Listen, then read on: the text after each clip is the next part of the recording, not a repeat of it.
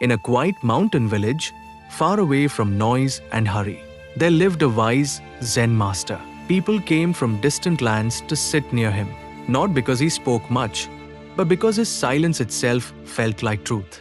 One evening, a young man arrived. His eyes were heavy, his heart even heavier.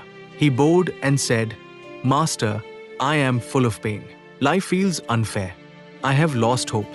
Please teach me how to live without suffering." The Zen master looked at him gently and said, "Come with me." They walked to a small wooden hut behind the monastery. Inside, there was only a table, a lamp, and a small empty cup.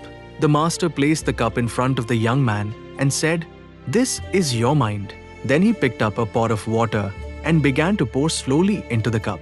He said nothing. The young man watched as the cup filled. Soon it reached the top.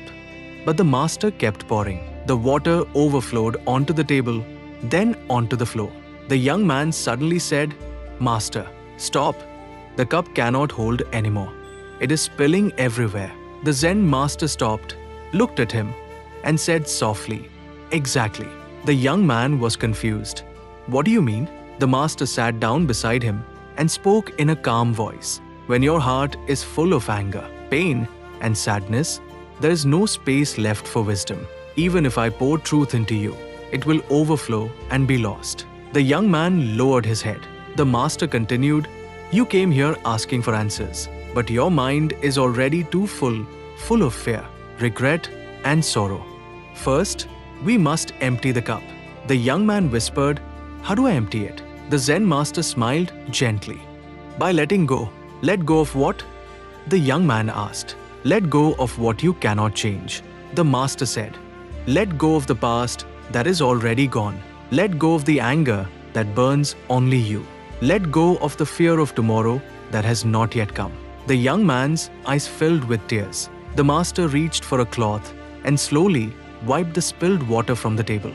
Then he said, "Life will pour many things into you: joy, pain, love, loss, success, failure. But if your mind is already full of judgments and worries, nothing new can enter." He paused and added, "Even the Bible says, 'Be still and know.'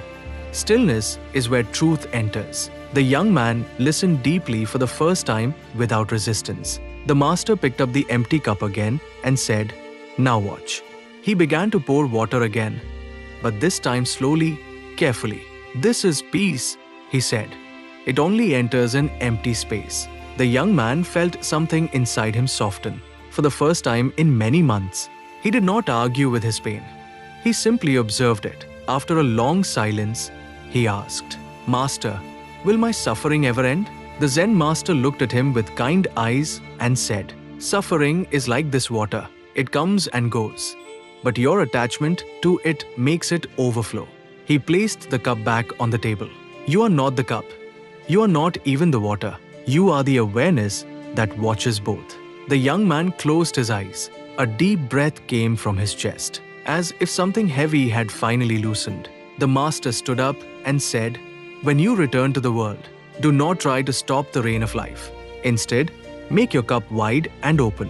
The young man asked softly, "How do I do that?" The Zen master replied, "By kindness, by forgiveness, by acceptance, by living simply, and by remembering that every moment is passing, just like this water." That night, the young man left the mountain. The world outside was the same.